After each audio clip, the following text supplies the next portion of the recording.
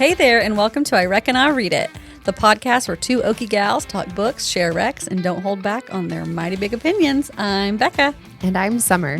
We're so glad you're here. Go ahead and grab some sweet tea, get cozy, and get ready for some good old-fashioned book talk. We've got a whole heap of books to talk about, and we reckon you're going to want to stick around.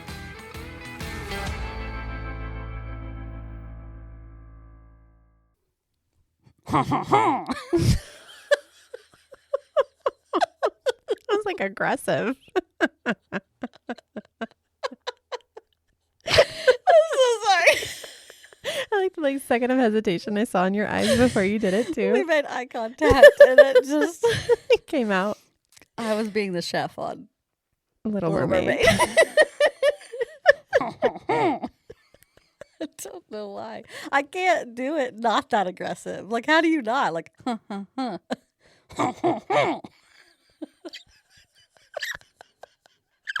you squeaking? Oh my gosh. Oh, wow. Okay, everyone just turn this episode off. If this is your first time tuning in. I don't usually aggressively. Well, Yeah. I also don't like that I just said grunt. Okay. Hi. Beccah. Starting off on a good sound effect right there. This is, this is going to be a great episode. Foreboding. Yeah, if this is the setup, we're going to do great things today.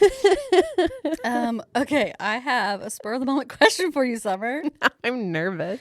It's not that intimidating. What is a favorite question? So you're going to struggle with that. It takes me a long time to think of favorites. Okay, so just think one of your tops. Okay. What is one of your tops, aka favorite, book adaptation? Like book to film or TV series. Okay. And then, depending on how long it takes you, what's your least favorite? Okay. Okay, so what's your favorite? I can think of some least off the top. You can start there. Well, my childhood book series was the Percy Jackson book series. Loved those books. I mean, terrible adaptations, aren't they? The movie adaptations were never not watched them. good. The first one, they changed a lot, but I think the spirit of it was still kind of there. That and Logan Lerman, love him. The second one was so bad. It was so bad. I know it's on the list of some of the worst adaptations. Yeah, did not like. And the reason that to this day I am a Disney Plus subscriber is because I saw that they were doing a new Percy Jackson series and that Rick Riordan, the author, was involved in the adaptation because he has never watched the movies because he was not involved in the process. So to this day, he's never watched the movies, but they involved him in the TV show. I watched the first season and I liked it. I still haven't watched season 2 yet. But I got a subscription to Disney Plus so that I could watch the Percy Jackson TV show. And I was so nervous. And I thought they did a good job. Well, maybe you should go take a second gander at Little Mermaid. Said you have Disney Plus. Oh, that's true. I haven't watched the new Little Mermaid. Is that what you're talking about? No, I was just talking about my chef. Oh, I loved the Little Mermaid growing up. I thought I was a mermaid. What made you think you were a mermaid? Well, was it that you had 2 feet? No, was it that you lived outside of water? What was it that was really I am a mermaid? Maybe I should restate. I wanted to be a mermaid. I lived in the water and I did, the mermaid flips and all the things. I wanted to be a mermaid because I wanted to be Ariel. Keep your feet together whenever you... Oh, yeah. Of course you did. Oh, yeah. I went through a big H2O, the Australian mermaid show. What is the famous line from that? That's where the nar came from. Yeah. But what's the line but what is the sentence she says when she says that? I don't know. Oh, no. And she's saying, oh, no, Cleo. But oh, no, Cleo. That's right. Yes, that line. No, Cleo. Do you want to give it a go? We know how good I am at accents. Uh-huh. Oh, no. You got to commit. I couldn't get past Meyer. My voice rattled. Okay, I'll do Australian. Thank you. You do the chef. And that's going to be our assigned sounds tonight. Okay, do it again. Oh, no, clear. ridiculous. I have one good movie line that I can do, and it sounds right. I do it. That's it. Oh.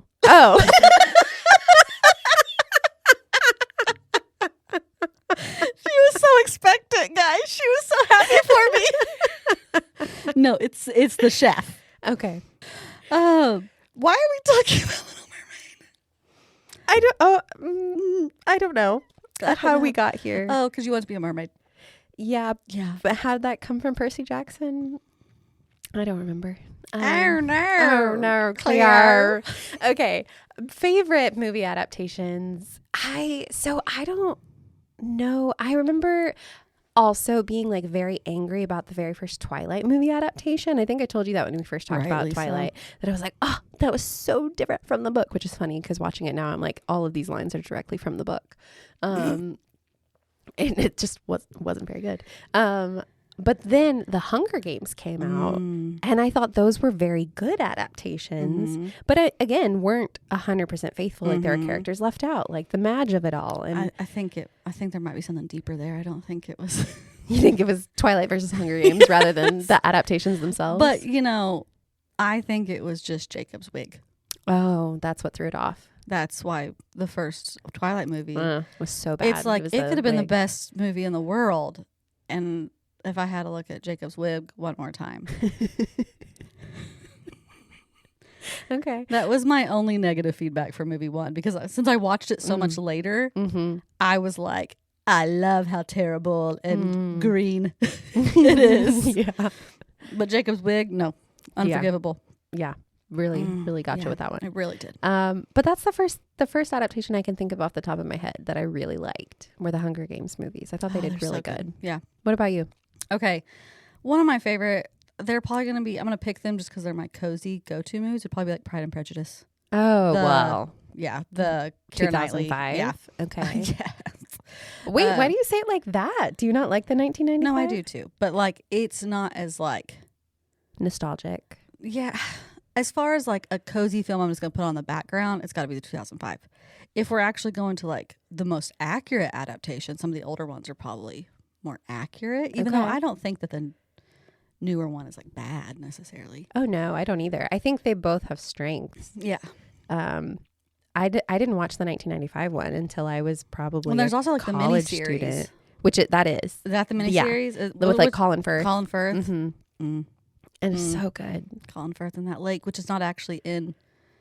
I'm pretty sure, like in the. They said it's like a Mandela effect. Yeah. He doesn't push himself out of the lake. No, it's like not even there. But there's like a scene where Elizabeth saves Georgiana, and he like looks at her across the room in the miniseries. And I'm just like chills every time. And I don't think that is the exact same in the 2005. But the music in the 2005. So good. Oh, okay. So good. Okay. Obviously. But the 2005 has the hand flex. That's true. One of the best movements in cinematic history. Who choreographed it? Give them their flowers. Oh, man. That was aggression as I was doing the hand aggression. Hand aggression. Well, I guess I'll stick. It's probably not the worst. Another great one I love is Lord of the Rings, but we don't have to go off on that. But it's also a great adaptation. Let's stick with Austen. One of the worst adaptations I've ever seen is the Netflix Persuasion. It's horrible. Yeah. It's horrible. Which that was the first exposure to Persuasion I had ever had. I had never watched the movies, never read the book, and I watched that one. And I knew when I watched it that people were mad at it. I still then later read the book and loved it. It's one of my favorite books. Right. And the movie, there's a couple different movie versions. I have a particular favorite, but I don't know what the actress's name is, so I can't really. I'm no help. Well, tell me which one it is, because I want to watch. Because there's like the two different endings. Yes. Yeah. And the one with, what is her name? Sally Field? Yeah. Was that who it is? That's the one that I don't like as much, though. Is the Sally Field one? Sally Hawkins. She was in one in 2007. And it was okay. Yeah. It's not my favorite. Amanda Root, the 1995 is my preferred. Okay. Good. I think it's the best adaptation. I don't necessarily think that like she's the best actress out Sure. of all of these. It's just the adaptation's the best. Okay. Not the Netflix. I about said Dakota Fanning. Well, I'm really like Dakota Johnson. Dakota Johnson. There you go. I'm getting first names. Yeah. I'm nailing it with the first names. Okay, well. That was fun. That was quite the detour. Yeah. Well, let's move on. Okay. It's time for one of our favorite parts of the show, our weekly reading roundup. This is where we each share what we just finished, what we're currently reading, and what's next on the old TBR. Okay, Summer, what have you just finished? Beccah, I have been waiting to talk about this book with you for at least a week. Okay, because I want you guys to know Summer and I haven't seen each other because it's just been a really busy time of life. Mm-hmm. And we've seen each other, but like adjacent. Mm-hmm. So we've not got to like talk And books. the last 2 times I've seen you, I've started to go, but, and I've stopped myself so that I could talk about this book with you today. Am I going to be excited? Yes, I think you should. I think this is going to be like a perfectly made book for you. So do I know the book? I don't know if you know it. Have I read it? No. You just said you don't know if I know it. You have not read it. And I finished it today. For a while, I was like, oh, this is going to be my next currently reading. I finished it today. And I'm so excited to tell you about it. What if I'm not excited about it when you tell me? Okay, you're probably not going to be excited when I say the title. But Yeah, as because I'm going to be like, oh. as I you describe really hyped it, that up. as I describe it, I think you're going to get into Okay. it. Okay. I'm into it. The book that I just finished today Okay. is The Favorites by Layne Fargo. Have you ever heard of this? No. I'm so excited that I'm the one that gets to tell you about it. Okay. I really wanted to be like, yeah, the favorite. Okay, no, but that just makes it even better because Okay. I get to be the one to say it's perfect for you. Okay, I'm excited. So the Olympics, I do love the Olympics. right? We had a whole conversation the other day I'm about obsessed. the skating, the dancing, the ice dancing, Ilya. Malinin, everything. Okay, I didn't Olympics. mean he's 21. I didn't mean like eat him up. I meant like I just want to pinch his cheeks and like push him around in a little baby cart. Okay, thanks for clarifying. Sorry. Just needed all the people to know that the almost 40-year-old woman was not about a 21-year-old. Okay, sorry. Okay, I'm done. so the Olympics are over, but I wanted more Olympic feel, especially ice Olympic feel. Yeah. And I knew of this book and I was like, oh, now would be a good time. You already sold it to me. Oh, Beccah. I'm about to put it on my Goodreads. Don't look at it. I'm just want to read. Okay. Summer gets real aggressive when I start like Googling anything when she's trying to tell me. About Because you something. get too far ahead and I want to be the one to tell you. I know. I'm not going to read anything. So it's ice. But Beccah, Ice. it is a Wuthering Heights retelling. What? I didn't see that coming. Right? What a read. Just marked it. Okay. Let me read you the setup for it. Oh, wow. This is going to be wild. Uh-huh. Okay. To the world, they were a scandal. Ah. To each other, an obsession. Oh, well, yeah. Okay. I see it. Mm-hmm. National bestseller, an epic love story set in the sparkling, savage sphere of elite figure skating, starring a woman determined to carve her own path on and off the ice, now with bonus material, including never before seen chapters. I need those. Okay. She might not have a famous name, funding, or her family's support, but Katarina Shaw has always known that she was destined to become an Olympic skater. I cannot wait to see what Heathcliff's name is. When she meets Heath Rocha, I know it's not Okay. not That was too good. a lonely kid stuck in the foster care system. Their instant connection makes them a formidable duo on the ice. Clinging to skating and each other to escape their turbulent lives, Kat and Heath go from childhood sweethearts to champion ice dancers, captivating the world with their scorching chemistry, rebellious style, and roller coaster relationship, until a shocking incident at the Olympic Games brings their partnership to a sudden end. As the 10-year anniversary of their final skate approaches, an unauthorized documentary reignites the public obsession with Shaw and Rocha, claiming to uncover the real story through interviews with their closest friends and fiercest rivals.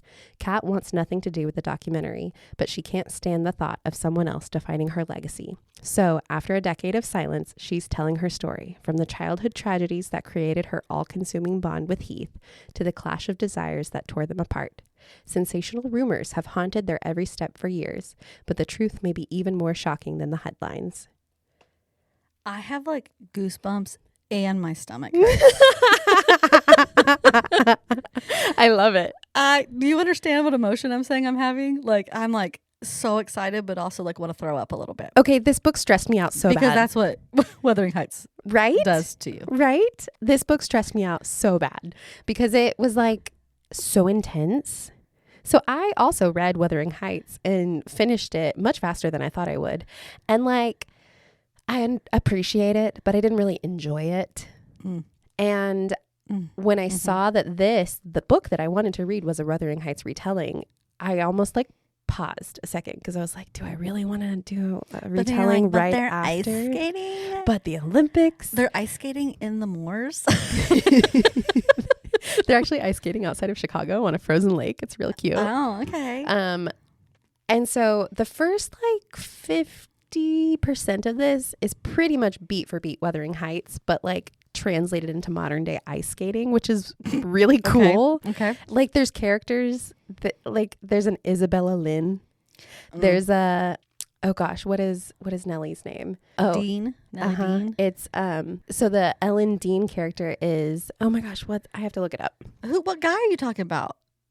There's not very many men. Heathcliff. No, the maid, Nellie Dean, is made into a man in this one. Oh, I see what you're saying. And his name is Ellis Dean. Okay, wow, that sounds a lot like LSD. It does. You're Which, right. I mean, sometimes reading Wuthering Heights feels like you're on a little bit of a trip. I mean, so Nellie is Ellis Dean in this. Okay. And like that character's in it too. Are they all as terrible? No. Okay. But like the obsession, the drama, that's all there. Of that is there. So this I listened to on audio because I heard it's like one of like those books you're supposed to listen to on audio. Okay. It has a full cast recording.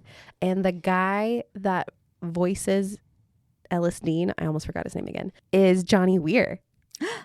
And it like the character is basically based off of him, like by physical description and everything. So like that was really cool to have listened to him as like the commentator at the Olympics and then listen to his voice. That's cool. So it was so fun. Like I said, the first 50% was pretty much beat for beat Wuthering Heights, and then it does like refresh it a little bit by the end. And I did enjoy the ending of this one more than the ending of Wuthering Heights. I was like real curious, like how is it going to be? I have a lot of questions. And I don't feel like I can ask them because they're going to be huge spoilers. So I'll ask you after. But I do have one that the people need to know. Okay. Is there a ghost? There are no ghosts. Oh, dang it. I don't know how that would play with like a modern ice skating story, but I mean, we could figure it out. You said they're like at a frozen lake. Come on. Yeah. But it was really cool. Like the actual audio production was cool because we get the firsthand account. Did you get it on Libby? Yes. I got the firsthand account of Kat Shaw, and then it would be like her thoughts and all of this stuff. And then it would like zoom out and be like commentators of like Shaw and Rocha approached the ice and blah, blah, blah, blah. Like giving almost like a beat by beat of how their performance went. So you like went from in her head to like zoom out as like the audience. And then you get like the commentary of the people in the documentary of like all of this stuff. Yeah, it was so cool. I just showed her my phone. There's 7 weeks wait. Yeah, it's a very popular book. I had just never read it. We talked about earlier the book of the month, like books of the year. Yeah. This was one of their finalists for the book of the year from last year. Okay. It was so good. And I've never even heard of it. It was made for you, Beccah. I cannot wait for you to read this. I'm assuming. Do you reckon you're going to read this? Yeah, I'm literally placing a hold right now and ticked that it's making me wait 7 weeks. And it's saying there's an error. Like, if I don't do it now, it will be forgotten. Why is it giving me an error? It's saying something didn't work. Something didn't work because I've reached my hold limit. Okay, I'm just gonna user error. Quit being really mad at Libby and be more mad at myself. My husband and I share it, okay? We're both placing holds. I'm maxed out on my holds at all times. Okay, see? I'm not as bad then. No shame. All right, you want to hear what I just finished reading? Yep. What did you just finish? I will say you have heard me rant about this book a little bit, but I couldn't not bring it because it is such a popular book. Heated Rivalry. No, but I wouldn't be ranting. Well, I would be, but I'd be ranting in a different way. Okay. I'm going to be ranting in the way that you think, like not good. Oh, okay. I'm curious. Yeah, Tell me about it. You know. Helm. Oh. Yeah. I had to bring it. Summer knows I read it. She's heard you heard my thoughts as I was reading it. Yes. We have not really talked about it post. I finished it. But I wanted to bring it up because it is like one of those top books of the year. Like I think it was like in NPR's top books of the year. Who wrote it again? Sarah Hall. Okay. Because this is like a literary book that like people say is like good. Yeah. I've seen a question recently that was like, does things being weird and ambiguous and like whatever, like, is that what people think makes good literature? Because like, oh, it's so literary. I'm like, guys, I have degrees in this and I teach it. And I went to a book club about this book and I was like, I'm an intelligent woman. I mean, you guys can't tell because I'm on here going, but like, there's some brains up in here. Okay. There's a little bit happening. There's some things ticking every once in a while. And I get it. Like, because people, well, maybe you just didn't get it. Like, no, like I get it. I get the book. I think that there was some interesting things that happened. But like, best book of the year? Just because it was weird and different? Okay. Read the like. Sorry, I'm already ranting. Okay. I love it. I love it when Beccah goes on rant. There are some really intriguing things about this book. Helm is a ferocious, mischievous wind, a subject of folklore and awe. Does that not already sound like it's going to be up my alley? Yeah. Right? Okay. Part elemental god, part aerial demon blasting through the sublime landscape of northern England since the dawn of time. Through the stories of those who obsessed over Helm, an extraordinary history is formed. The Neolithic tribe who tried to placate Helm, the Dark Age wizard priest who wanted to banish Helm, the Victorian steam engineer who attempted to capture Helm, and the farmer's daughter who ferociously loved Helm. But now, Dr. Selma Sutar, I can't remember how it's pronounced, surrounded by infinite clouds and measuring instruments in her observation hut, fears human population is killing Helm. Rich, wild, and vital, Helm is a story of a singular life force and of the relationship between nature and people, neither of whom can weather life without the other. Okay. So many things in that sound like Beccah would eat it up. One, wind is the main character. That should have been, hands down, the favorite book I've ever read in my life. When you give wind a name and a personality. And you know what? It's almost like the book was so weird. It's almost like it needed to lean into it. It needed to be more like genre fiction. Like almost be more weird. Yeah. Or less weird. And like if you're going to give me this weird wind who's really obsessed with sex, which is, it's a wind and okay.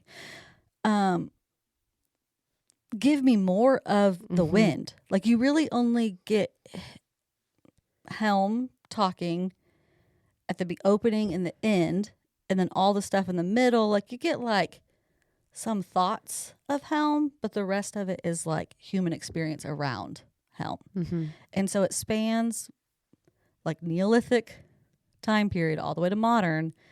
And every chapter just kind of jumps back and forth between these different stories and timelines. And it's like the Neolithic tribe is looking for the mag rock. And I don't even know. It's like I do know, but I don't know.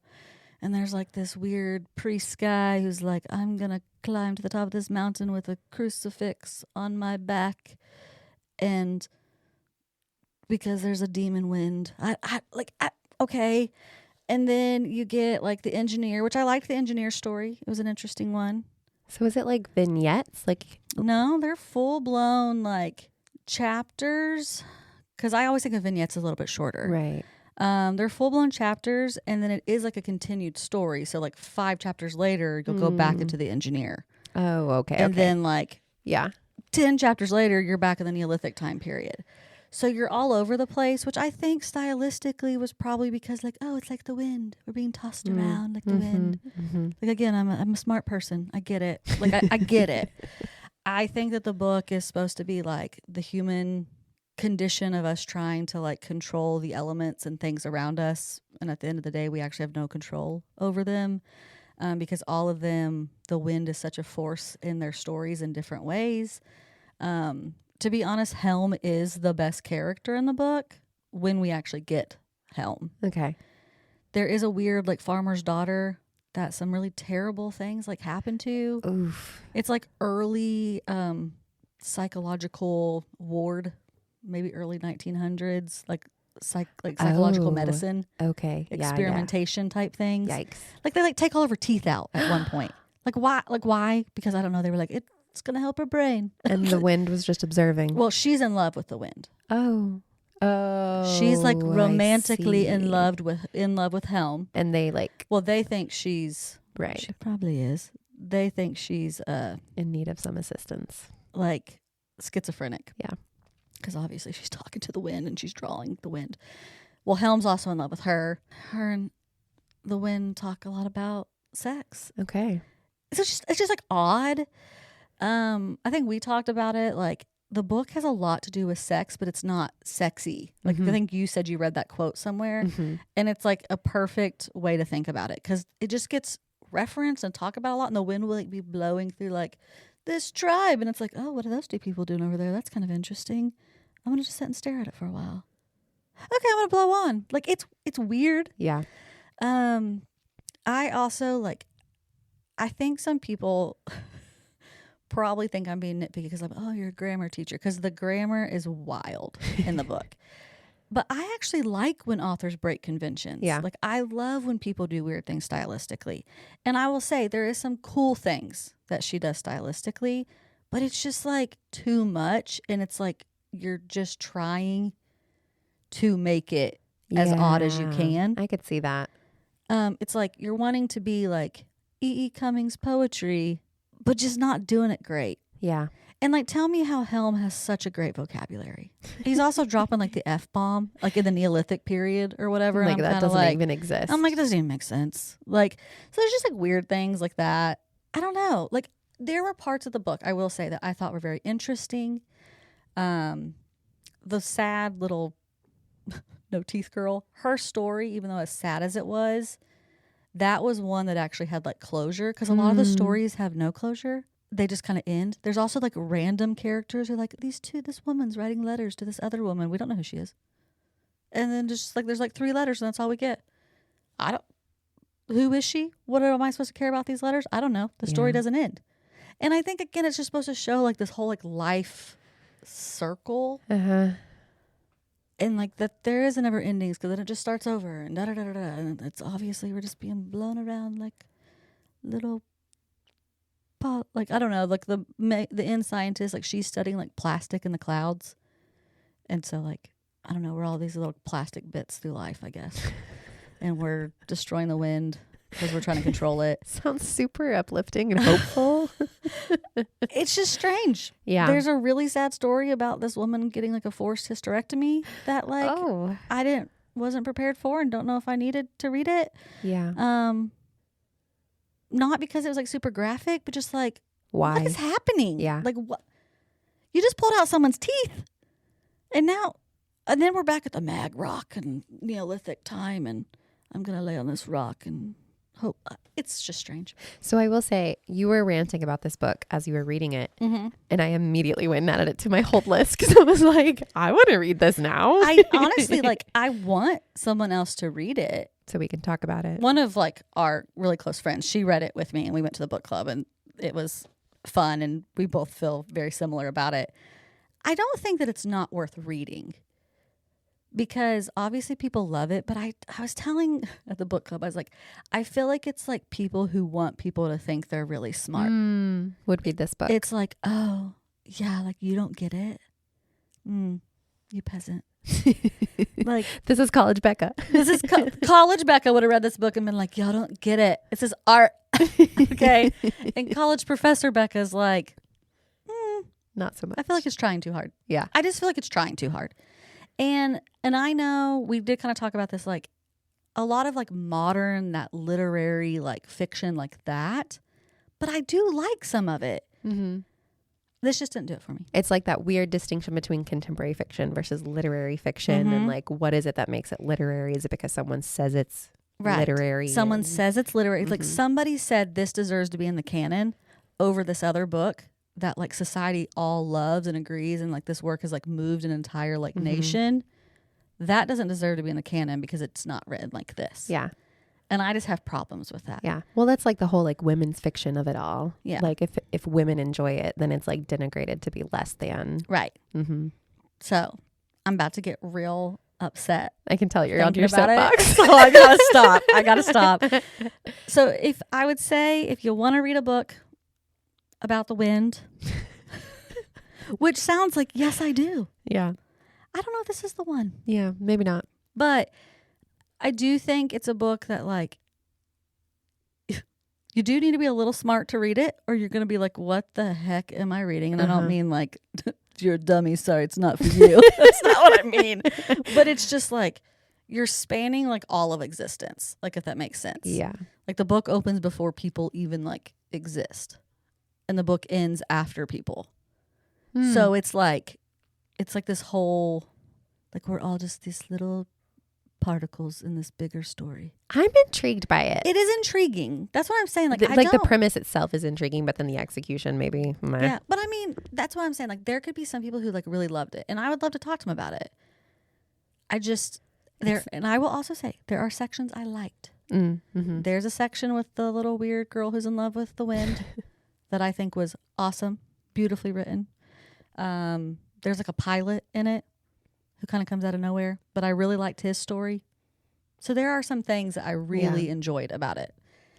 But I would say like 30%. Okay. I'm going to move on. Okay. What are you currently reading? So since I finished the favorites today, I started a new book today. I'm not very far into it yet. You're like page 1. I think I'm 13% in, but it's also like an 8-hour book. So I'm still pretty new to it, but I am so excited. This was one of my like anticipated books of the year, and it is The Storm by Rachel Hawkins. Oh, Rachel Hawkins, who I love. I love her. yeah. I first learned about Rachel Hawkins back on Twitter, the old like glory days of Twitter, because she would like once a week tweet out a whole like story called #SexyHistory.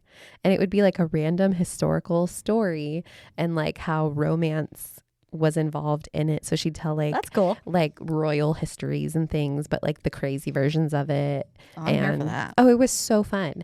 And then I learned she was an author. I think actually I probably found her because she is a good writer friend of Allie Carter. That's probably how you found her. And so she wrote some like YA books. Rachel Hawkins started in YA, and then she got into adult like thriller mysteries. Okay. And then she started, ready for this, publishing romance under the name Erin Sterling. Okay. I was like, why? I was looking up her like.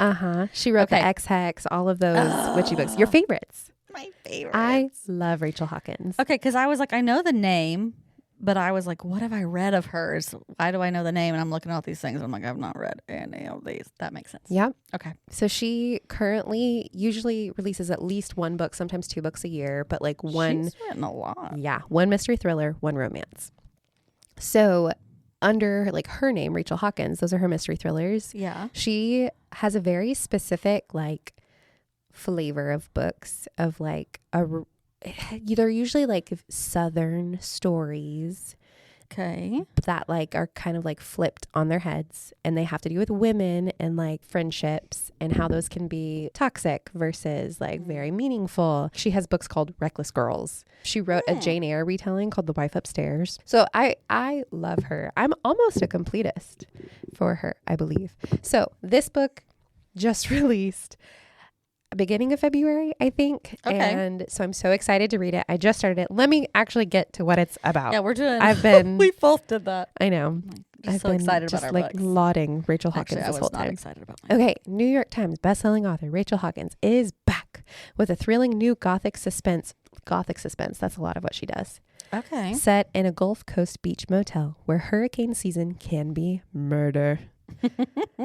St. Medard's Bay, Alabama. Medard's Bay? I don't know. Is famous for 3 things: the deadly hurricanes that regularly sweep into town, the Rosalie Inn, a century-old hotel that survived every one of those storms, and Lo Bailey, the local girl infamously accused of the murder of her lover, political scion Landon Fitzroy, during Hurricane Marie in 1984. When Geneva Corliss, the current owner of the Rosalie Inn, hears a writer is coming to town to research the crime that put St. Medard's Bay on the map, she's less interested in solving a whodunit than how a successful true crime book might help the struggling inn's bottom line. But to her surprise, August Fletcher doesn't come to St. Medard's Bay alone. With him is none other than Lo Bailey herself. Lo says she's returned to her hometown to clear her name once and for all. But the closer Geneva gets to both Lo and August, the more she wonders if Lo is actually back to settle old scores. As the summer heats up and another monster storm begins twisting its way towards St. Medard's Bay, Geneva learns that some people can be just as destructive and deadly as any hurricane, and that the truth of what happened to Landon Fitzroy may not be the only secret Lo is keeping. Dun dun dun. Okay. I don't reckon I'm going to read it. So I remember... I'll stick to the Ex Hex. I remember reading the setup for that. And like I follow her on social media, so I knew that this book was coming up. It was her next one. And like that setup didn't really call to me very much. Okay. It was like, she usually has multiple timelines. She usually has different stuff. And I'm like, oh, I don't know that this one is like as interesting to me. I don't really care about hurricanes. We live in Tornado Alley. Yeah, we prefer a tornado. Okay. Which it's funny. There's actually like a quote at the beginning of the book comparing like why hurricanes are so devastating. And it like mentions tornadoes. And it was actually a good point. I liked it. But as soon as I started... I feel like that's blasphemy coming from an Okie. You'll have to read it. Maybe I can read it to you. Yeah. It's like one passage. But as soon as I started reading it, I just like breathed out and I was like, oh yeah, this is Rachel Hawkins. Like this is what I come for. Like it felt right. Her characters always have like a very interesting narrative voice. And this Lo Bailey character at the time of the novel that we're at, she's like an elderly woman reflecting back on this like 1980s death that happened. Okay. And her voice is so compelling and funny. She's like, I'm just going to tell you how it is. And this is what happened. And you can choose to believe me or not. And she's so fun so as a fun character. narrator. And there's also some interesting like mixed media stuff where like the very beginning of the book is like a newspaper clipping. And then there's like a back and forth between her and this like true crime writer talking about like doing this memoir tell all. So there's like some different mixed media to it. Okay. All that to say, I'm very excited about it. I trust Rachel Hawkins and I cannot wait to see what happens in this book. Let me know. Because you're not going to read it. Probably not. Unless you end it and you're like, oh, Beccah, I actually think you'd really like this one. I don't reckon I'll read it. Okay, fine. What are you currently reading? Oh, just kidding. No. I do like mystery and thriller. It just has to be a certain vein of them. Not a murder murdery one. Yeah. Yeah. Because I love Agatha Christie books, and obviously they're a little bit older, so like they're usually not as like a classic mystery. Yeah, so they're usually not as dark. But like I like a cozy mystery. Would you consider her cozy mystery? No. Oh. Cozy thriller. Cozy suspense with a side of blanket. New genre unlocked. You write it now. This will be the book we write. I got the thriller. You got the blanket. Yes. It's like she'll just bring all this stuff and I'll be like, I think we need to add a cup of tea to this scene. And make the murder happen off page. Yeah. Let's take this one off page. Let's add a cat over here. The cat solves the mystery. Oh, yeah. Usually I'm not for the cat solves the mystery books. I make fun of those. But who knows if it's going to be a thriller with what did I say? Suspense with a side of blanket. Yeah. So gotta have a cat, I guess. I don't even own a cat. You do. Okay. What am I currently reading? So I'm reading something a little bit different. And I don't even have it marked on my currently reading. How embarrassing. I've been trying not to look at your Goodreads because I don't want to spoil things. Okay. Can I tell you why I do not have this marked on my Goodreads as currently reading? Because you're embarrassed by it. No! No, but sometimes yes. And then I still guilt myself into putting it on there because I'm like, but I finished it and I have to like mark it as complete. Okay. No, because it's one of those books that's probably going to take me a little bit because sometimes historical fiction feels like nonfiction to me. Mm-hmm. And this one's feeling a little bit like that. I'm really intrigued, but it's going to be slow going. And if I put it on my Goodreads, it's going to be on there for about 10 years. It's going to stress you out. It's not. I'm already like 4 hours in. I need to quit being so dramatic. But I just feel like I've been really listening to it a lot the past 2 days. And I'm only 4 hours in. Yeah. And I feel like I already need like a day break from it. Uh-huh. So the very first episode of I Reckon I'll Read It. Do you remember what book I brought? The Personal Librarian. Yes. As soon as you said historical fiction, I remembered. Yes. Okay. So I brought that book. This, I don't think that she wrote. Hold on. Let me see. So let me tell you what it is. Maybe we'll start there. Yeah. What book is it? I'm on the edge of my seat. It's called Harlem Rhapsody. Okay. I think that sounds familiar. So she was the co-author of The Personal Librarian. Okay. And I don't remember if you remember me talking about that. It was 15 episodes ago. But I really ended up liking it. But it took me a long time to get through it because it had that similar feel. And I also didn't know anything about the person I was reading about. So it just took a lot to get invested. It's also like the same audiobook narrator, I'm pretty sure. So it's kind of like triggering me a little bit. If you guys could see me right now, my like eyes twitching. So when I first started, I was like, oh no. But I do like the audiobook narrator's voice though. So I don't know why I'm being like dramatic because the voice is good, but I don't know. I'm curious who it is. Who's the author? Okay. Victoria Christopher Murray. Uh-huh. This is an award winner, New York Times bestselling co-author of The Personal Librarian. She illuminates the life of Jessie Redmond Faust. Okay. Have you heard that name before? So same thing. Didn't really know the main woman of this story, which was similar to The Personal Librarian. But when I read this, you're going to know why Beccah picked this book up. In 1919, as civil and social unrest grips the country, there's a little corner of America, a place called Harlem, where something special is stirring.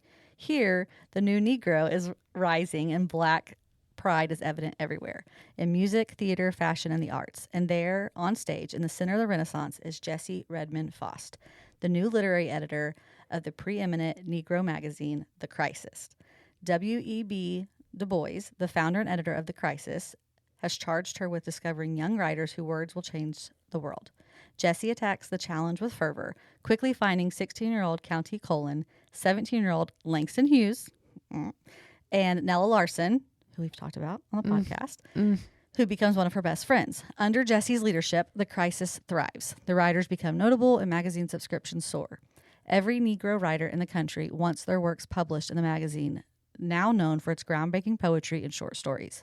Jessie's rising star is shining bright, but her relationship with W.E.B. could jeopardize all that she's built. The man, considered by most to be the leader of Black America, is not only Jessie's boss, he's her lover. Ooh. Just kidding. It's not good because neither his wife nor their 14-year-old age difference can keep the two apart. Yikes. Their torrid and tumultuous affair is complicated by a secret desire that Jessie harbors to someday herself become the editor of the magazine, a position that only W.E.B. Du Bois has held. In the face of overwhelming sexism and racism, Jessie must balance her drive with her desires. However, as she strives to preserve her legacy, she'll discover the high cost of her unparalleled success. Okay, so there's a lot of things in there that if you know me, that's why I picked it up. I love the Harlem Renaissance. It's my favorite, like one of my favorite literary movements. Langston Hughes is one of my favorite poets. Love it. I love Langston Hughes. We Too Sing America. Such a good poem. I love Langston Hughes. So literally I was already like, oh, cool. Like, I will say W.E.B. like Du Bois, which by the way, I have always pronounced his name Du Bois because it's French. Looks French. And it's spelled Du Bois. And the audiobook says Du Bois. And so like I looked it up and I was like pronunciation and it's like Dubois. And I was like vindicated. And then the next YouTube entry was like how to say W-E-B. Du Bois. Du Bois. It was like Du Bois. And I was like, wah, wah, wah. So both were right. You were right. Yeah. Just so not in this one. I've never said his name correctly.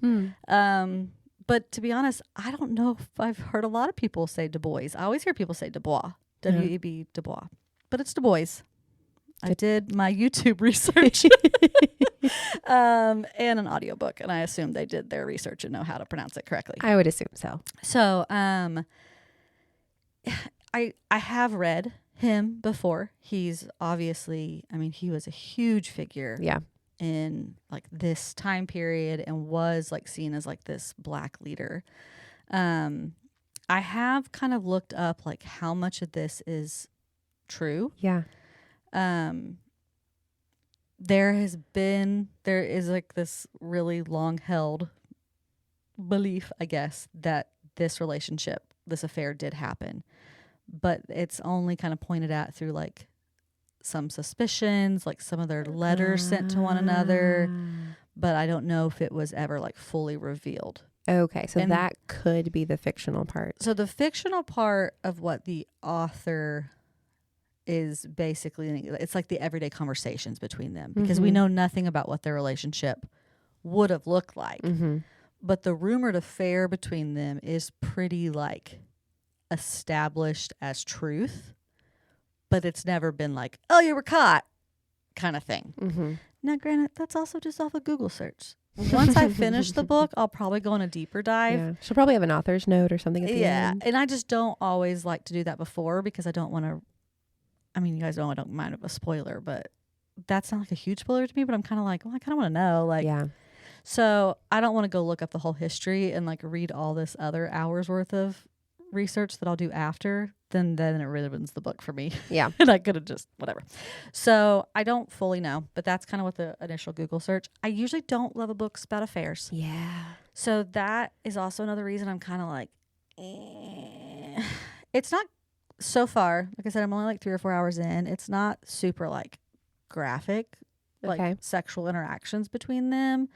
Very closed door, like a kiss here and whatever. Their relationship is interesting. She is super interesting, and she obviously did exist. She was the literary editor. I don't know if she was the first woman literary editor. This is something I could have also looked up before I got here. But I would assume she was the first black woman editor. And so it was a big deal, but she has always been like in history kind of like overshadowed by men. Particularly by Du Bois. Yeah. And so like all that's really interesting. I don't know. Like, I'm not obsessed yet. She also hasn't met Langston Hughes yet, so that's really what I'm like. She's met Colin, County Colin. She's met him. She's not met Ella Larson yet.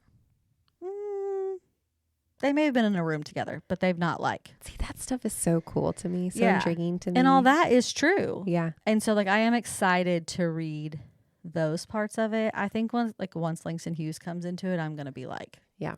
Unless it's just like a quick like, oh hey, I discovered him. But she is literally known for discovering like some of the biggest voices of the Harlem Renaissance. Wow.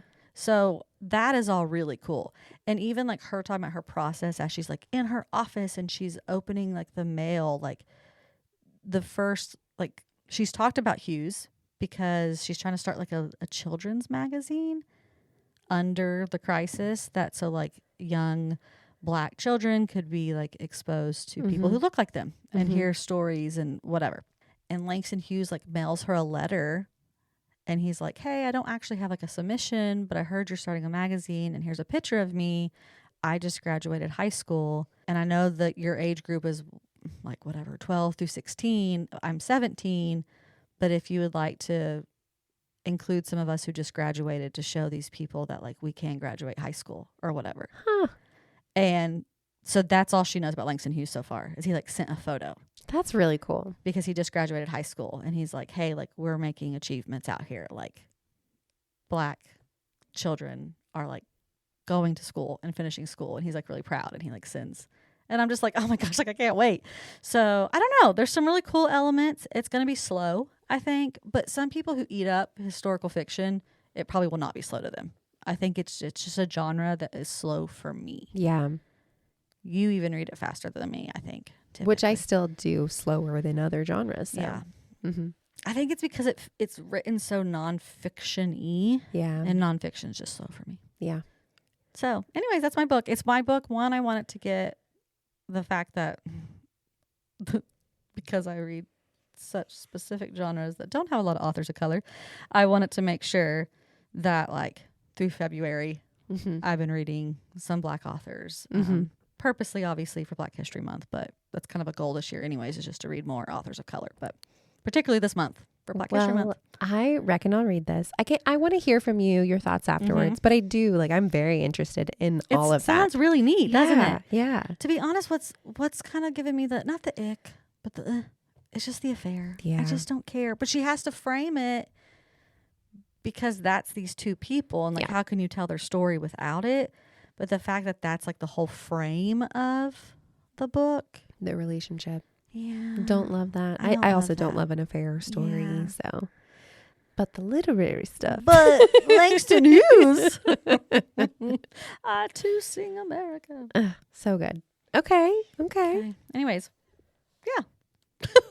I've brought two very the last two podcasts, I brought some interesting books. Yeah. And then you also like directly contradicted yourself in our Slump Busters spotlight. We were like, this is what you shouldn't do. And then you're like, I'm doing all of these. I know. I really have. I've been reading weird books. Yeah. You've just been very literary lately. I'm just so literary. You're just Professor Beck all the time. I just wish that you guys could like get on my level and like read about the wind. We need and get it. Okay. We need a new Al Hazelwood. Get her on it. I know, right? I cannot wait though for you to listen to my upcoming because it is also completely in this same vein. So really? I know. What is wrong with me? Is something wrong with me? You're just... Where's my smut? In the mood for this right now. In the mood for not smut. I do read non-smut. Well. What are you about to read? Is it something exciting? I don't know what you're going to think about this. I don't know what you're going to think about this. Again, let me have it. Along the lines of wanting to read more authors of color during the month of February. By the time I read this, it will probably no longer be February, but that's okay because we read people of color all the time. That's right. Not just during the month of February. One of our goals for the whole year, but yes, obviously when certain like groups are honored in a month, like we try to specifically like absorb that. So upcoming for me is Dominion by Addie E. Kitchens. And I don't think you've ever heard of this book. I have not, but that cover. Right? Oh my gosh, guys. So this book came out last year. It was a debut. And I heard about it on the Book Talk Etc. podcast as one of the like hosts really enjoyed from that podcast. So this is the setup. Oh, well, first it starts off with all the awards. Best book of the year from Elle, Garden and Gun. Garden and Gun? What? Well, there's a snake on the front. I guess that's true. Gardeners unite. We found a book with a snake. It does. We should note. It has a very interesting cover on it. Yeah. Okay. So we know I love a good cover. Something about Beccah. It is a snake that is like kind of winding around the cover. Bright yellow. But at the tail, it's a church. A church steeple. Yeah. Church steeple. Best book of the year from all these people must read. We've read a lot of supposedly best books of the year. That doesn't always mean it's a good thing. An Indie Next Pick. I trust that more. Yeah. Publishers Weekly Writer to Watch. Finalist for the 2025 what Los was the Angeles author Times. again? I'm sorry. Addie E. Kitchens. This was her first book. Addie E. Oh. Okay. Reverend Saber Winfrey Jr., shepherd of the Seven Seals Missionary Baptist Church, believes in God, his own privilege, and enterprise. He owns the barbershop and the radio station and generally keeps an iron hand on every aspect of society in Dominion, Mississippi. He and his wife Priscilla have 5 boys. The youngest, Emmanuel, is called Wonder Boy. No one sings prettier, runs as fast, or turns as many heads. But Wonder Boy His father and all the structures in place that keep them on top are not as righteous as they seem to be. And when Wonder Boy is caught off guard by an encounter with a stranger, he finds himself confronted by questions he'd never imagined. His response sends shockwaves through the entire community. Priscilla and Diamond, 2 women who love these men, bear witness to their charms and bear the brunt of their choices. Through their eyes and their stories, Dominion offers an intricate, intimate view of how secrets control us, how shame stifles us, how silence implicates us, and even love plays a role in the everyday violence and casual sins of the powerful. A brilliantly crafted Black Southern family drama told with the captivating force, humor, and tenderness carried in the hearts of these women, Addie E. Kitchen's Dominion wrestles with the many brutal, sinister ways in which we are shaped by fear and patriarchy and studies how we might yet choose to break free. That's heavy. Yeah, sounds like it's going to be a lot. Okay, this is a book that I'm super interested in the themes, and I love to talk about them. But I want someone else to read it and then just be like, so this is what happened. Yeah. So come talk. Well, and they'll be like, and this power system and this is the power structure it's critiquing and all that. Like, I'm here for all of that. Yeah. I just don't know if I want to read it to get there. I know. I take the lazy route and rather just have the debate. I know. I'm interested in the framing of it and that it's like about these powerful men and probably the bad things they do, but it's told from the women's perspective. Yeah, that is interesting. I think that is interesting. And I hope that like the narrative voice will be compelling enough to push through some of the harder stuff. Because like if there's, I want to say. That's the thing. It all is who the narrator and all of that. So. And I want to say, I remember them talking about on the Book Talk, etc. podcast that it was like kind of a funny voice. Like there was like some like humor to it. And I feel like it kind of needs that. I hope that is true. Okay. But we'll see. I'm assuming you're going to listen probably. No, there is not an audiobook on. It might be an exclusive somewhere that I don't have access to.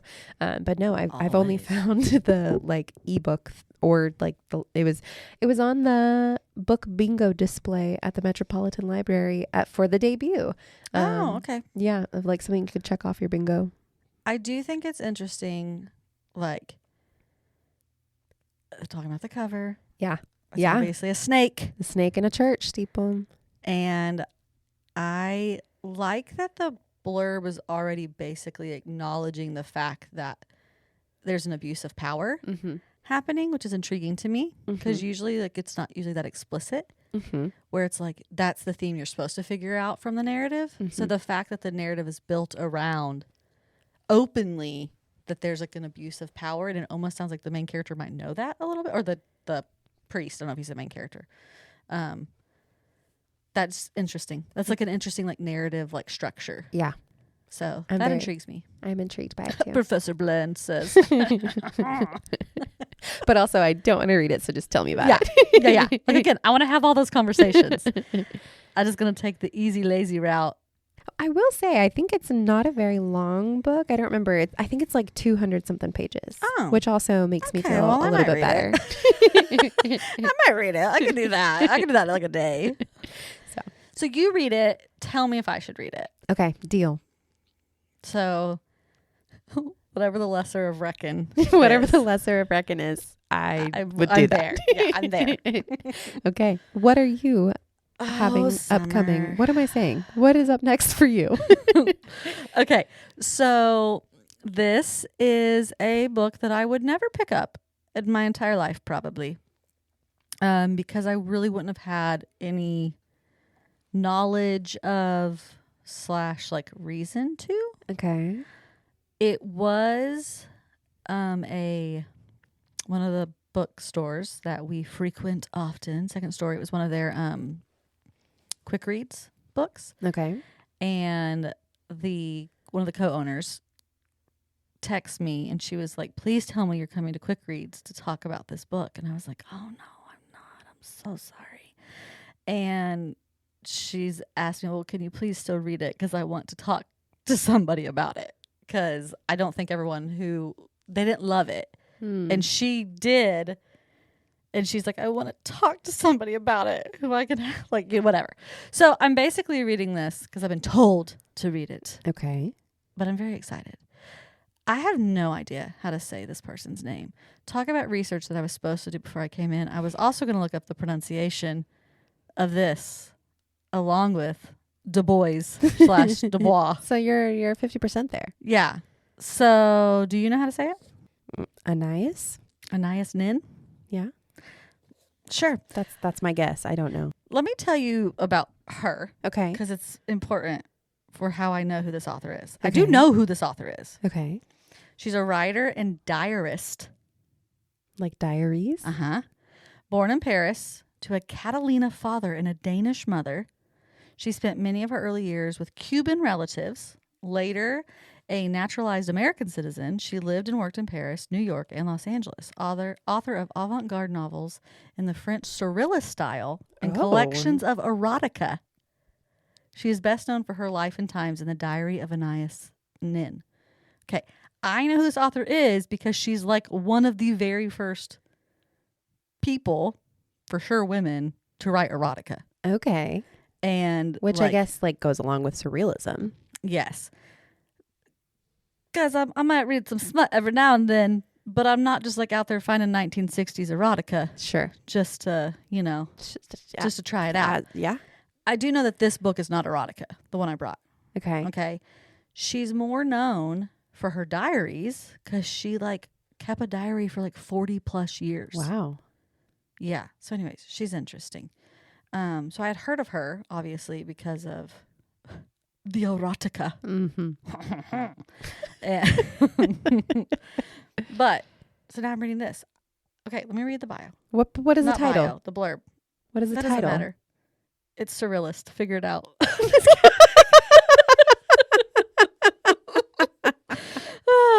A Spy in the House of Love. Okay. Okay. Could be erotica. Maybe it is. I was told it wasn't, but who knows? Because guess who has not read the blurb? You. Me. Okay. Let's do it together right now. This is going to start with something about her or not anything about the book, but we'll read it anyways. Okay. Although Anais Nin found in her diaries a profound mode of self-creation and confession, she could not reveal this intimate record of her own experiences during her lifetime. Instead, she turned to fiction, where her stories and novels became artistic distillations of her secret diaries. That's in quotes. A Spy in the House of Love, whose heroine Sabina is deeply divided between her drive for artistic and sexual expression, on the one hand, and social restrictions and self-created inhibitions on the other. Echoed Nin's personal struggle with sex, love, and emotional fragmentation. Written when Nin's own life was taut with conflicting loyalties, her protagonist Sabina repeatedly asks herself, can one indulge in one's sensual restlessness, the fantasies and restless need for adventure without devastating consequences? Wow. The first review for this book says, 5 stars, I want to take a moon bath. What does that mean? I don't know, but I want to take one too. I love it. I want to take a moon bath. Can I look at this book? Yeah. Let's see. Rip Anais Nin. You would have loved A&W by Lana Del Rey. These are the reviews. I love people. I love people. Let's see. A hot girl book indeed. Let's read a 1 star. I cannot wait to read this. This is very short. Yeah, it's only like 171 small pages. Yeah. Small book. I definitely want to take a moon bath. 5 stars. 1 star. What a dull story. Gosh, this was... Who? 2 years ago, 90 years ago, both used the word dull. Huh. Gosh, this was dull and drear. I felt like it just dragged on, which it did, as it laid on my bedside table for 4 months with only 10 pages left, of which I couldn't even bring myself to finish until now. I can't wait. I love that that's your reaction to a dull and drear. 1 star review. Girl, just break up with your man. 1 star. Just nauseating. I can't wait. those make me want to read it. I cannot wait to hear your thoughts. I'm excited because the fact that like the person who wants me to read it, who recommended it to me, the fact that they loved it and I love their brain. Yeah. I'm very excited. Can I read you a sentence that I just flipped to? What page? 110. Okay. An excerpt from The House of the Spy of Love. Yeah. 110. Okay. Did I say it right? No. The senses created riverbeds of responses, formed in part from the sediments, the waste, the overflow from the original experience. Oh, dull and drear. Let's read the first line. Hot girl indeed. Hot girl indeed. I just can't wait to go take a moon bath. Okay. I did read the first line whenever I like bought the book. Mm-hmm. And I thought the first line was so weird that I was like, I'm in. The lie detector was asleep when he heard the telephone ringing. Ooh, I do like that. Okay. Anyways. I do love a cloth-bound book. Yeah, it is really beautiful. It's like a really pretty blue. The Spy in the House of Love. Okay. Yeah. Nice. So I'm really excited.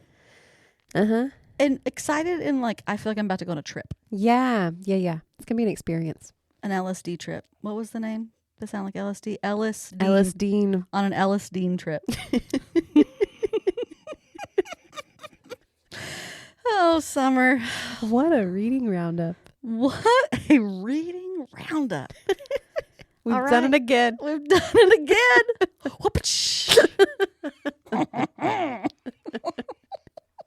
All right. Let's end this thing really quick with the spotlight segment. Really quick. Real quick.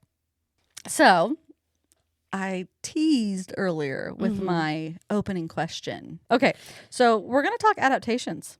I asked you what are some of your favorite adaptations, what are the worst ones, all that fun stuff, okay?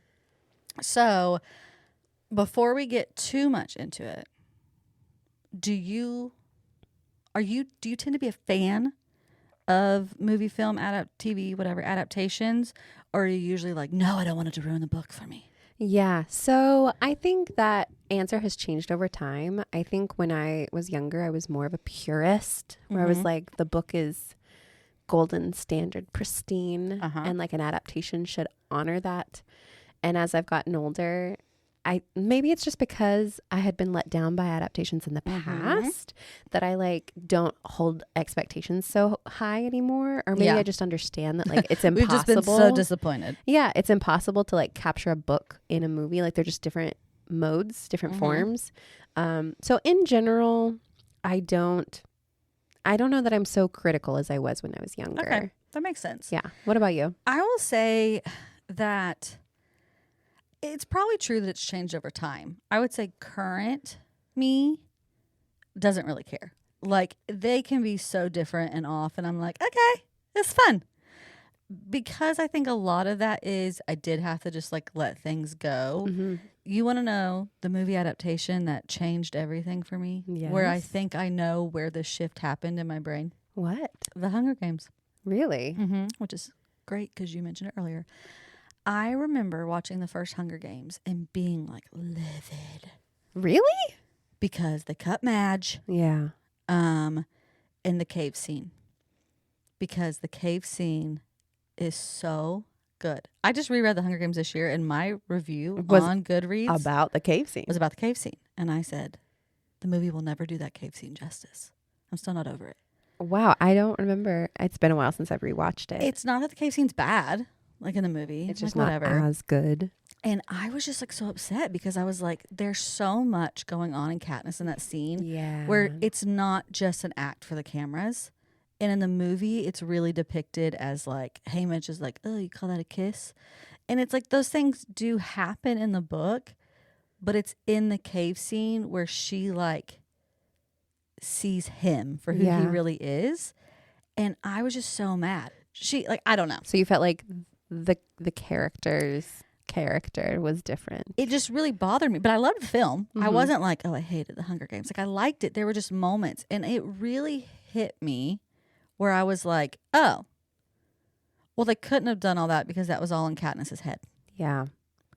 And I think it was the first time I'd ever put together oh, well, that's why movies they can't do what a book does. Mm-hmm. Because they cannot capture everything that happens in a character's head to like express emotion and thought and feeling. And so they have to do it through lighting and music and cinematography, and it's never going to feel the same. Yeah. And it literally was in my anger of that cave scene that I was like, I mean, like, well, what did I want them to do? Do a voiceover? And it would have been terrible. It would have been cheesy. And so it kind of like, for some reason, I remember being like, oh, okay. Well, yeah, then that's why every book movie adaptation is kind of like lacking for me. Because you don't get that. Right. And I just kind of like got over it. And so then now I just have fun with adaptations. And I'm like, whatever, it's fun. Now, granted, there can still be some really terrible ones that I'm like, okay, I just can't even like, I have no words. Kind of like the Persuasion Netflix. Like it's, there are some things that I could say like, well, I liked this one aspect in this, but overall the movie's just not that great. And you just rush the story, like you cut out key things. That is like the main things of Persuasion. Yeah. So it's just like weird. So there are sometimes I'm just like, okay, whatever. But I'm usually not angry about it anymore. But yeah, so I think it's changed. But now current Beccah, like I just went and watched Wuthering Heights. It is nothing like the book. I mean, Heathcliff and Kathy's storyline, I guess, is pretty similar to the book. But like, I didn't care. I had a ball with it. It was great. It was fun. You just gotta like take it for what it is. Yeah. And I think, especially with an adaptation like that, where there have been so many adaptations, this one is so interesting because it wasn't necessarily trying to be faithful to the source material. It was very much like her interpretation based on when she was a 14-year-old, what she felt and like the way she wanted to like twist the story a little bit. And it makes sense because like the things she cut from the movie, what 14-year-old girl would care about that crap? She just wanted Heathcliff and Kathy to like love each other. Yeah. I still haven't seen that one. I'm excited too.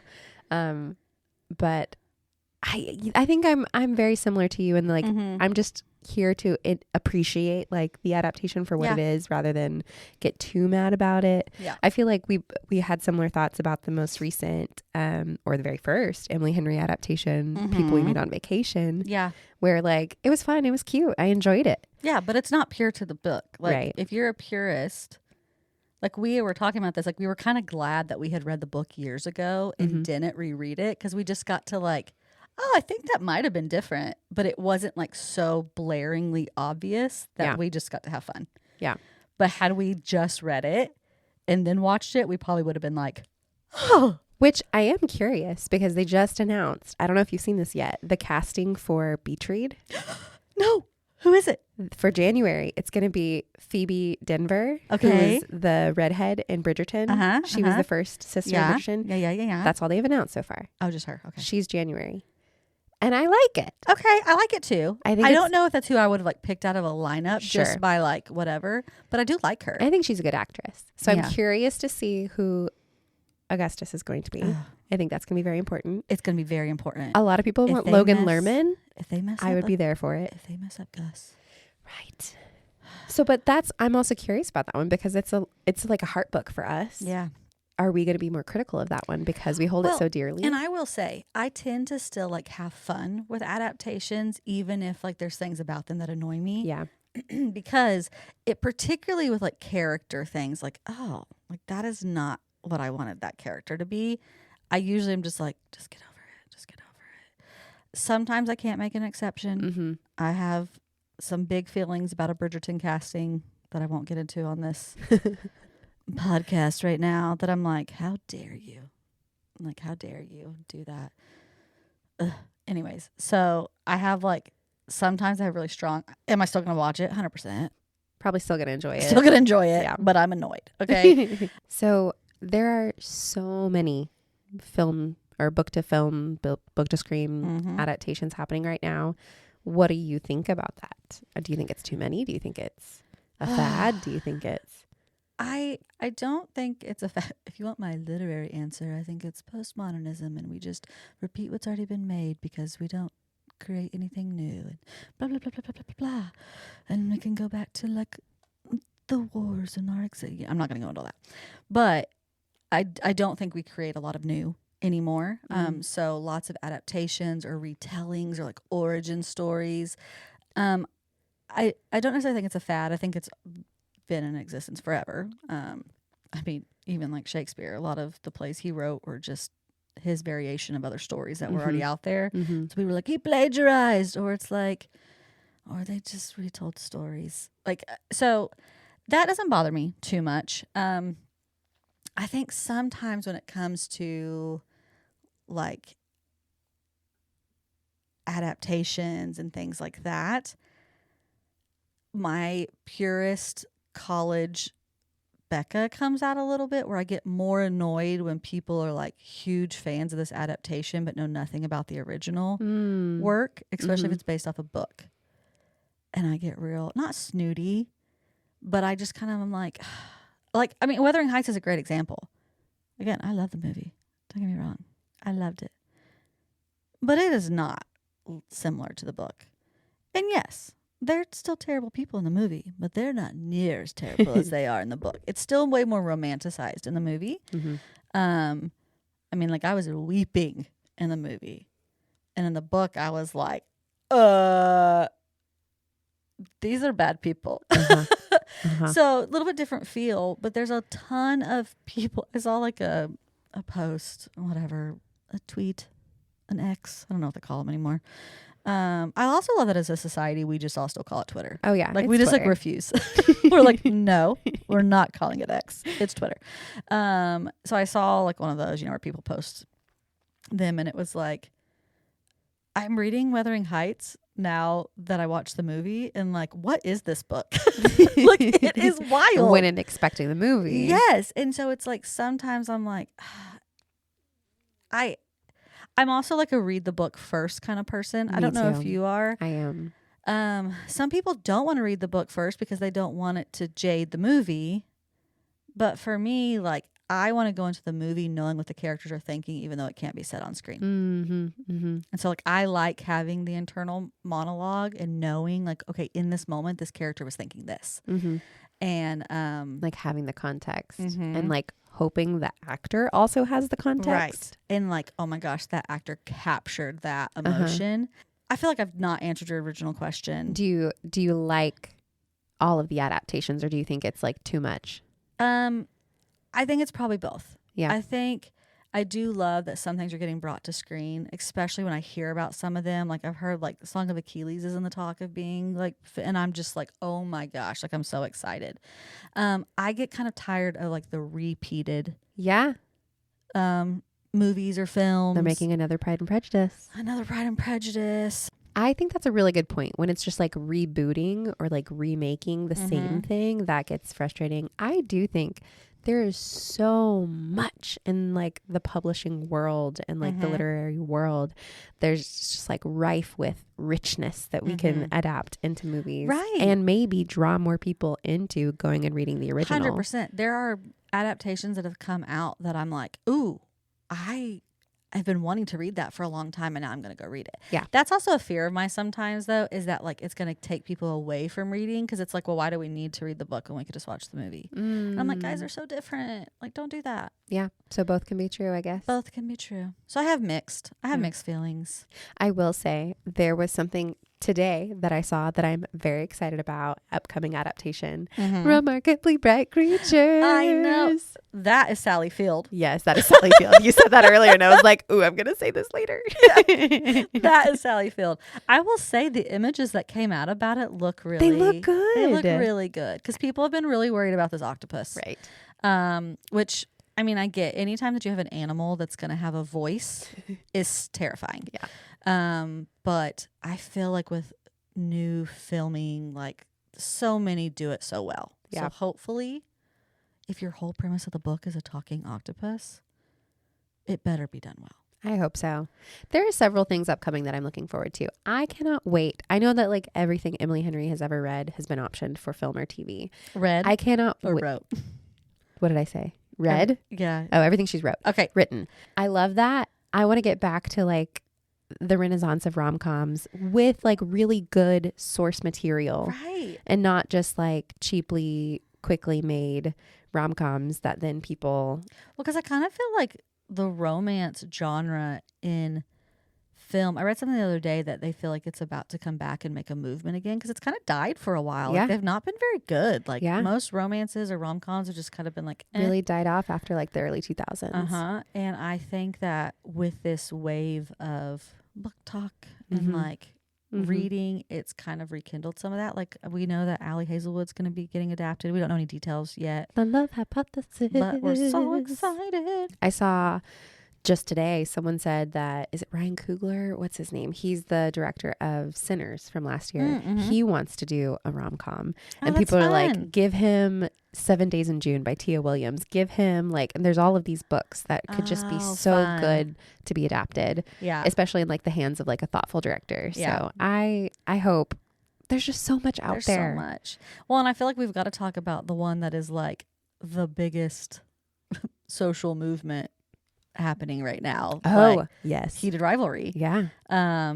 You've not read them yet. I have not read the books. No. I have read 3 of the 6. And the film adaptation, well, TV, was incredible. Like, it is probably one of the closest to the book adaptations I've watched in a long time. There's so much like word for word dialogue that Rachel Reid wrote, like in the book, that is used. And like, people are like, oh, well, how did you like, someone was like, how did you like film this? Like, it was so good. Like, where did you get, like, what do you know, whatever. And he was like, I read the book. Like, Jacob Tierney was like, I read the book. And I think you can tell in examples like this when the person adapting it like cares about the source material. Yeah. Yeah. And I just, that one, like, obviously there's a huge fandom for it right now. And I know not the entire fandom hasn't read the book, but I will tell you it is bringing more people to the book. Did you see that the like New York Public Library just made that book available for anyone? Yeah. It was like during the snowstorm or something. I love it. It has like, it's got incredible press. I think like, obviously there is some controversial topics about it where some people have big feelings. Mature content.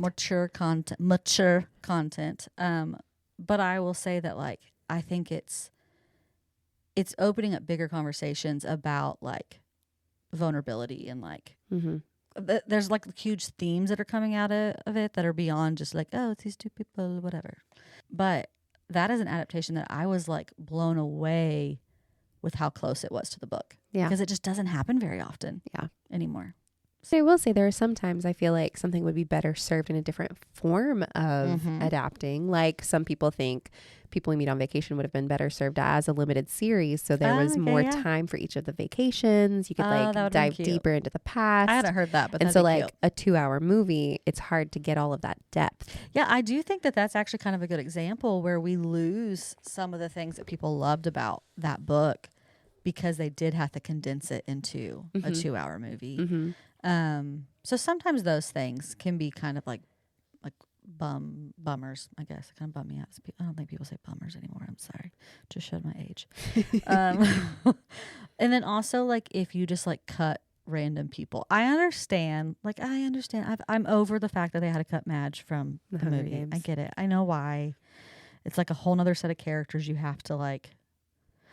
Honestly, watching a lot of interviews on like this Heated Rivalry stuff where it's like, well, since I did read the book and I'm like, it's a great adaptation, but people are like, but you did this, like, why was Kip not at the awards ceremony? Because in the book he's at the awards ceremony. And it is interesting because Jacob Tierney was like, you have to make decisions sometimes where it's like that was a whole nother set of like extras that we would have had to cast, a whole different venue that we would have had to be able to get like all these people in and like all this. So sometimes those decisions are because like they're just not like the logistics. Yeah, like the logistics just doesn't work out. And so sometimes I understand it. But when you cut like major players from a work, that is weird to me. Or like make like blend two characters. Oh, okay. So anyways, we've rambled a lot about adaptations, but I think it's something that we should talk about more. I love it. I love them. Keep them coming. Give me 14 of them. There's a lot happening and more. I will say sometimes too, though, I do get more hyped when it's like from a studio and less hype when it's from like a streaming service. Yeah. Because some of the streaming service ones have been kind of bummers for me. They just churn them out. And I need to be able to trust. They've not built their ethos for me. I need a little bit more credibility because Persuasion just really ruined Netflix period pieces for me. So well, Netflix is the one doing Remarkably Rare Creatures. I know. It scares me. Yeah. Okay. Well, anyways, let us know what you guys think about adaptations. Yeah. Any you're looking forward to? Any you're really mad about? That was a bad one. Oh, anyways, that's it for this episode. I'm calling it. It's quits. We're done. That's it. So that's it for this episode of I Reckon I'll Read It. Thank you for listening and joining in on our bookish conversations. If you enjoyed our podcast, please take a moment to rate and review us on whichever platform you're using to listen. That will help us to grow and find more people to talk books with. And connect with us on social media. You can find us at I Reckon I'll Read It on Instagram. We're going to cut and run. Join us next episode on I Reckon I'll Read It. Bye.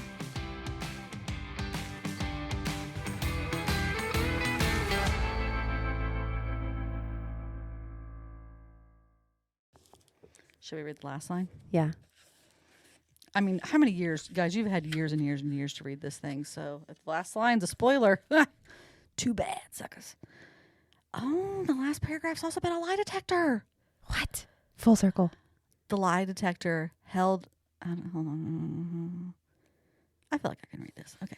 The lie detector held out his hand as if to rescue her in a light gesture, as if this were a graceful dance of sorrow rather than the sorrow itself, and said, in homeopathy?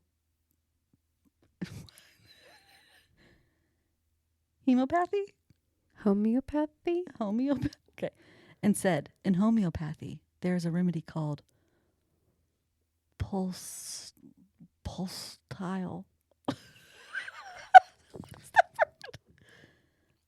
Pulsatile? Pulsatile? And said, in homeopathy, and said, and said, in homeopathy.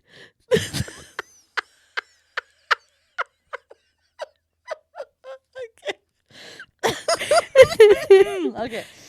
Okay. Rather than the sorrow itself, and said, in homeopathy, there is a remedy. I forgot how to say the P word. Pulsatile. Yeah. Okay. Homeopathy. Homeopathy. Who knows? It could be homeopathy. I don't know. Homeo. Oh, it's definitely spelled homeo, not hemio. There's definitely an O there. Okay.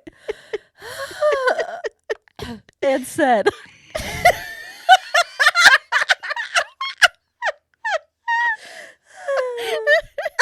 Okay. Okay. Okay. In homeopathy, there's a remedy called pulsatile for those who weep at music. So profound. So profound. Girl, just break up with your man already.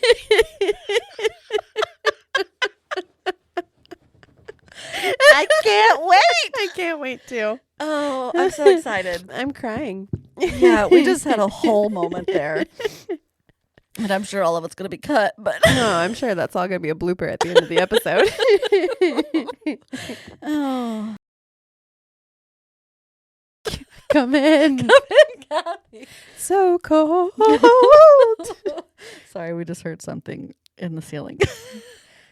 It's me, I'm Kathy. You know that song? You don't know that song? What did you say? I didn't sing it again. Wuthering Heights, Heathcliff. It's me, I'm Kathy. I've come home. It's so cold. You don't know this song? No. Kate Bush. She has a song called Wuthering Heights. Oh, okay. I've heard of Kate Bush's song Wuthering Heights, but I don't know. It is all over. I heard of that song today. Oh, well, it's all over social media right now because people are using it in their Wuthering Heights content. Margot Robbie was talking about it in an interview. Okay. Okay. Cold. It's me, I'm Kathy. It's in my head at all times. Sorry, keep going. You're a hot mess. And I love it.